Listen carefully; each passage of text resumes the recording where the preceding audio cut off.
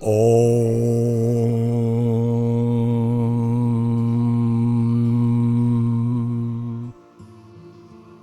Tat Sat.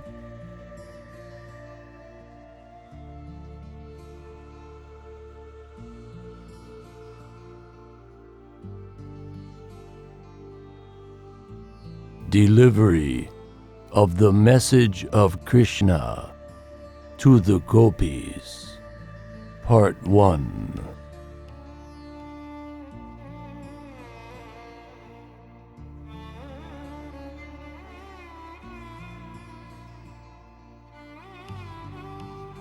Uddhava understood that the Gopis of Vrindavan were all simply absorbed in the thought of Krishna and his childhood activities. While talking about Krishna with Uddhava, they forgot all about their household business. They even forgot about themselves, as their interest in Krishna increased more and more.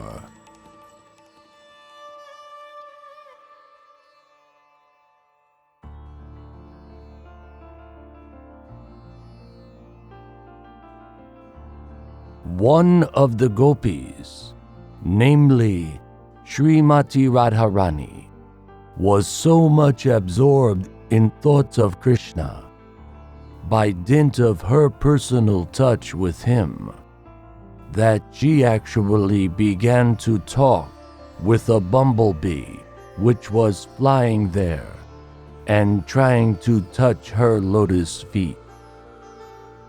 While the other gopis were talking with Krishna's messenger Uddhava, Srimati Radharani took that bumblebee to be a messenger from Krishna and began to talk with it as follows.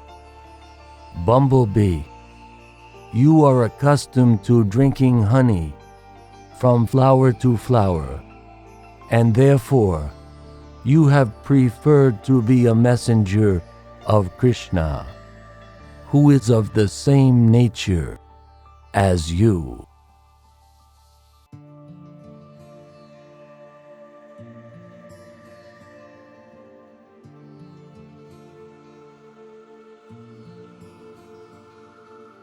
I can see on your mustaches the red powder of kumkum, which was smeared on the flower garland of Krishna, while it was pressed against the breasts of some other girl who is my competitor. You feel very proud because of having touched that garland, and your mustaches have become reddish. You have come here carrying a message for me, anxious to touch my feet. But my dear bumblebee, let me warn you, don't touch me. I don't want any messages from your unreliable master. You are the unreliable servant of an unreliable master.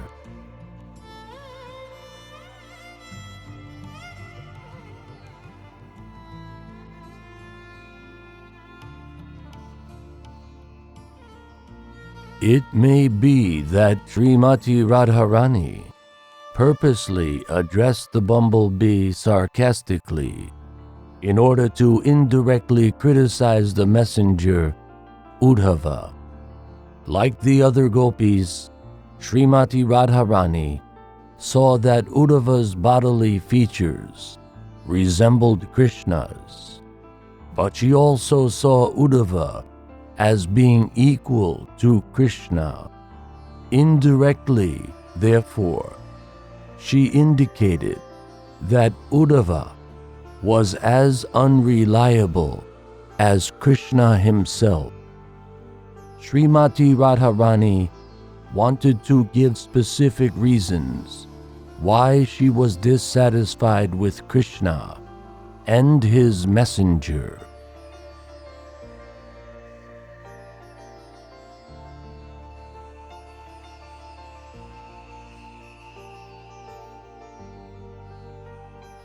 She addressed the bumblebee. Your master, Krishna, is exactly of your quality. You sit down on a flower, and after tasting a little honey, you immediately fly away and sit on another flower and taste. Similarly, only once did your master Krishna give me the chance to taste the touch of his lips, and then he left me altogether.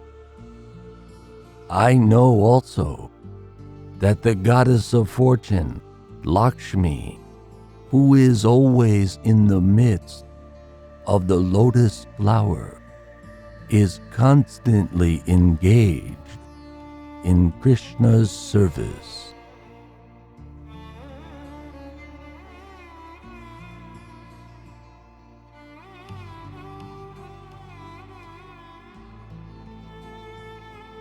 But I do not know how she has become so captivated by Krishna, and why she is so much attached to Krishna, although she knows his actual character.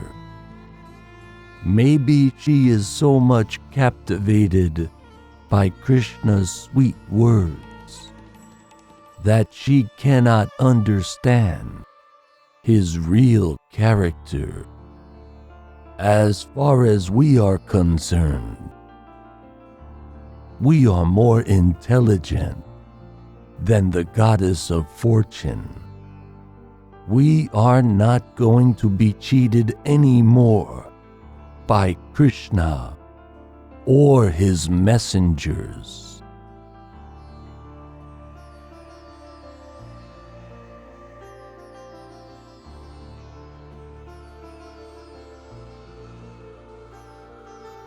According to expert opinion, Lakshmi, the goddess of fortune, is the subordinate expansion of Srimati Radharani. As Krishna has numerous expansions of Vishnu Murtis, so his pleasure potency, Radharani, also has innumerable expansions of goddesses of fortune. Therefore, the goddess of fortune, Lakshmi Ji, is always eager to be elevated to the position of the Gopis.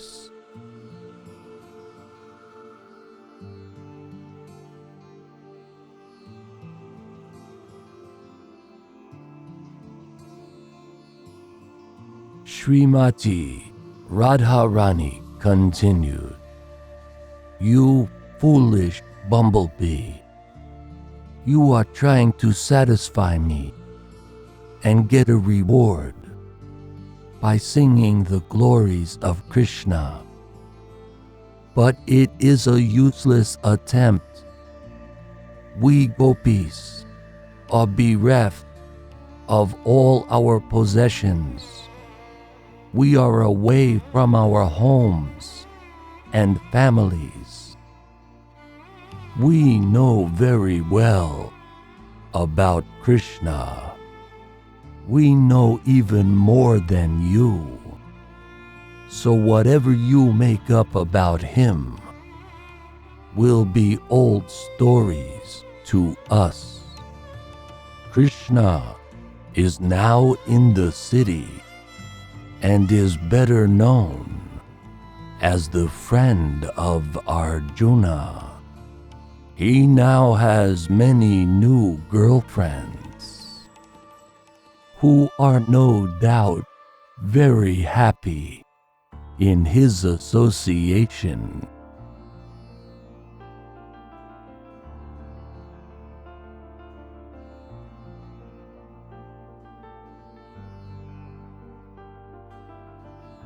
because the lusty, burning sensation of their breasts has been satisfied by Krishna, they are now happy. If you go there and glorify Krishna, they may be pleased to reward you. You are just trying to pacify me by your behavior as a flatterer, and therefore you have put your head under my feet. But I know the trick you are trying to play. I know that you are a messenger coming from an even greater trickster, Krishna. Therefore, please leave me.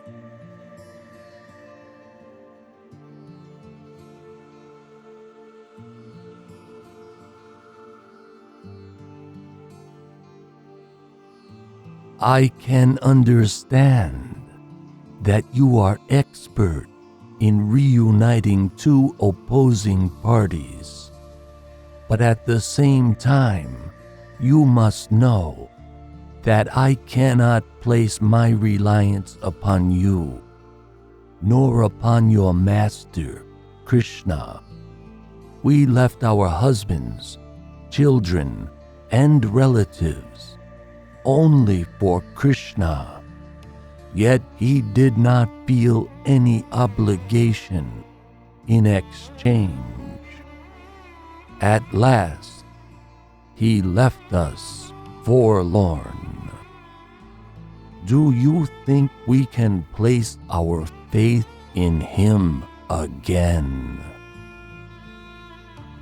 We know that Krishna cannot live for a moment without the association of young women. That is his nature. He is finding difficulty in Mathura because he is no longer in the village among innocent cowherd girls. He is in aristocratic society and must be feeling difficulty in making friendships with other young girls.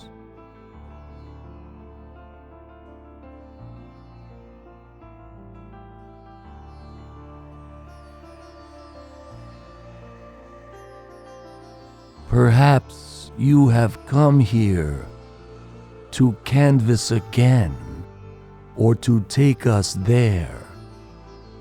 But why should Krishna expect us to go there? He is greatly qualified to entice all other girls, not only in Vrindavan or Mathura, but all over the universe. His wonderfully enchanting smile is so attractive, and the movements of his eyebrows are so beautiful that he can call for any woman from the heavenly, middle, or plutonic planets. Even Maha Lakshmi, the greatest of all goddesses of fortune, hankers to render him some service. In comparison to all these women of the universe, what are we? We are very insignificant.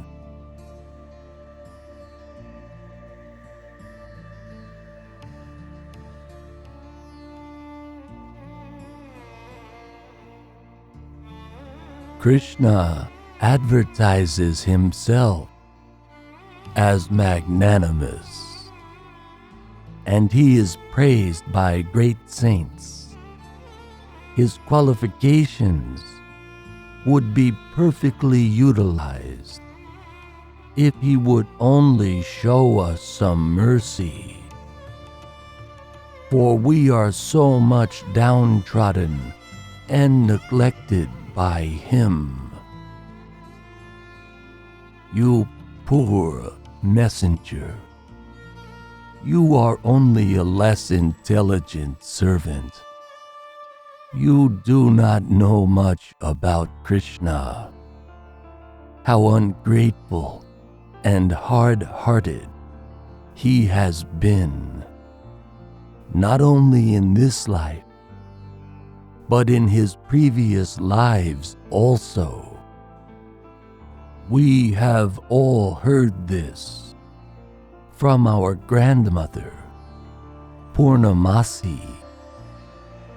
She has informed us that Krishna was born in a Kshatriya family previous to this birth and was known as Ramachandra. In that birth, instead of killing Vali, an enemy of his friend, in the manner of a Kshatriya, he killed him just like a hunter.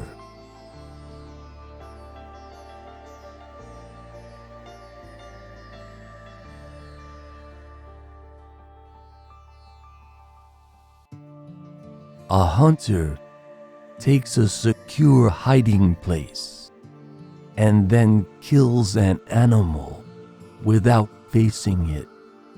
So Lord Ramachandra, as a Kshatriya, should have fought with Vali face to face, but instigated by his friend, he killed him from behind a tree.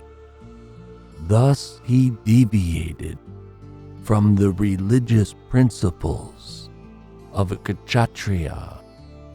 Also, he was so attracted by the beauty of Sita that he converted Shurpanakha, the sister of Ravana, into an ugly woman by cutting off her nose and ears. Shurpanakha proposed an intimate relationship with him, and as a Kshatriya, he should have satisfied her. But he was so henpecked that he could not forget Sita Devi and converted Shurpanakha into an ugly woman.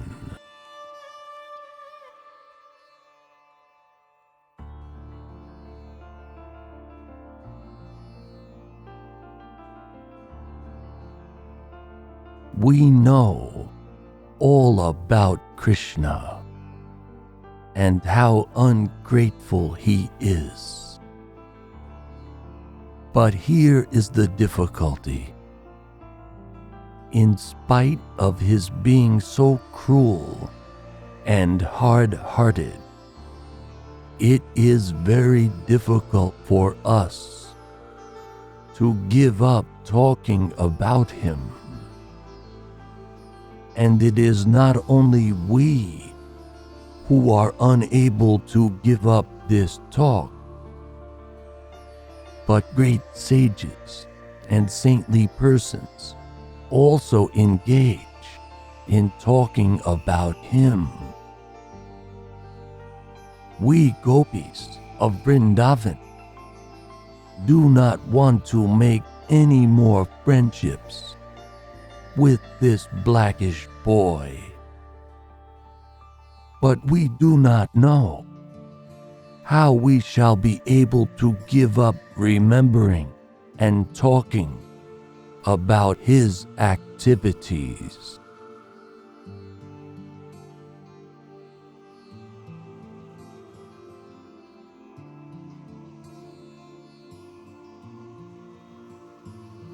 Since Krishna is absolute, his so-called unkind activities are as relishable as his kind activities.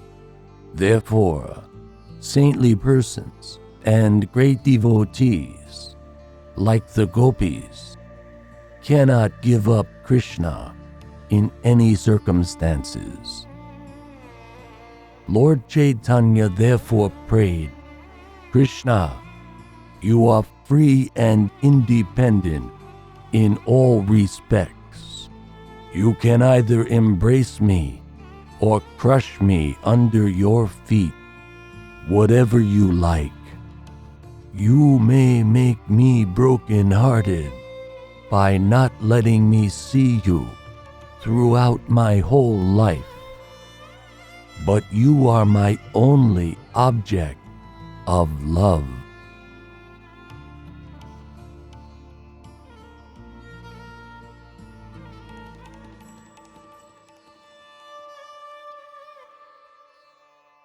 In my opinion, Srimati Radharani continued, no one should hear about Krishna, because as soon as a drop of the nectar of his transcendental activities is poured into the ear, one immediately rises above the duality of attraction and rejection, being completely freed from the contamination of material attachment.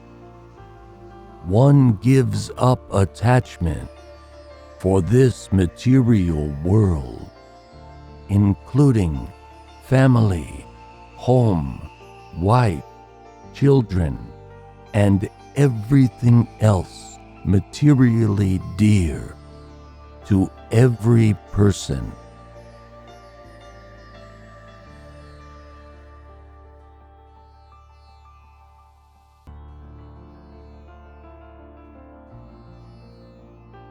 Being deprived of all material acquisitions, one makes his relatives and himself unhappy.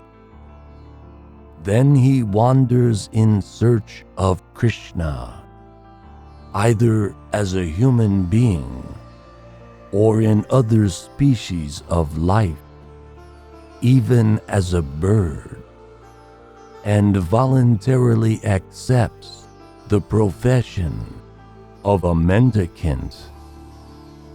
It is very difficult to actually understand Krishna, his name, his qualities, his form, his pastimes, his paraphernalia, and his entourage.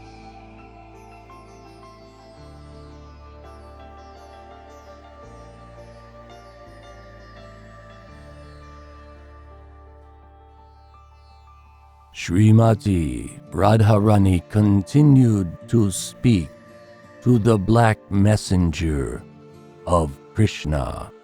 Please, do not talk any more about Krishna. It is better to talk about something else.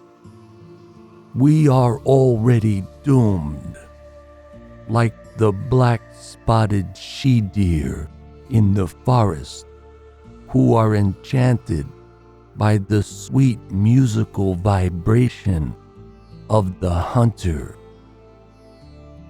In the same way, we have been enchanted by the sweet words of Krishna, and by thinking of the rays of his toenails again and again, we are becoming more and more lusty for his association.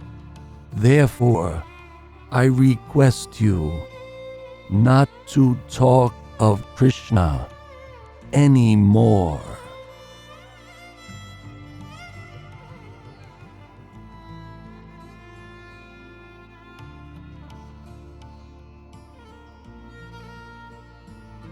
These talks of Radharani with the bumblebee messenger, including her accusing Krishna in so many ways, and at the same time expressing her inability to give up talking about him, are signs of the topmost transcendental ecstasy called Maha. The ecstatic Maha manifestation is possible only in the persons of Radharani and her associates, great acharyas like Srila Rupa Goswami and Vishwanatha Chakravarti Thakur have analyzed these Mahabhava speeches of Srimati Radharani and described their different varieties, such as Udgurna, or bewilderment, and Jalpa, Pratijalpa, or talking in different ways. These are the signs of Ujjvala Rasa, or the brightest jewel of love of God.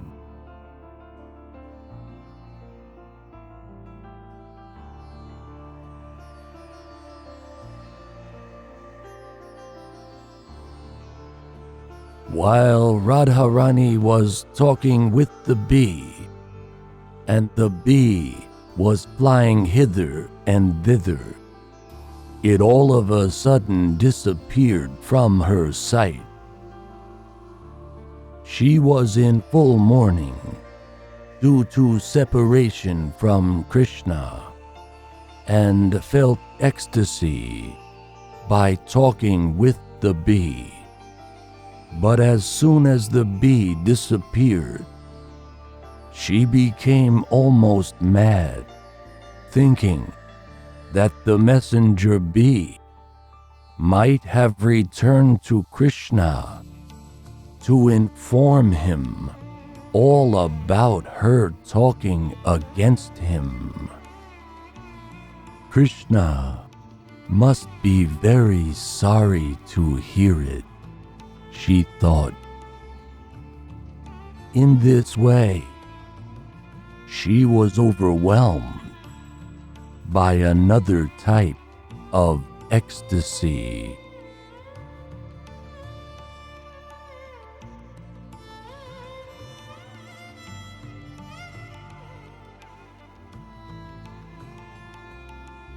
Thus ends Part 1, Delivery of the Message of Krishna to the Gopis.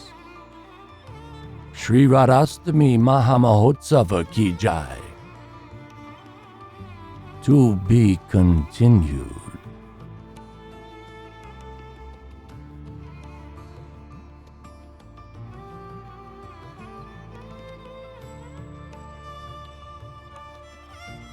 Om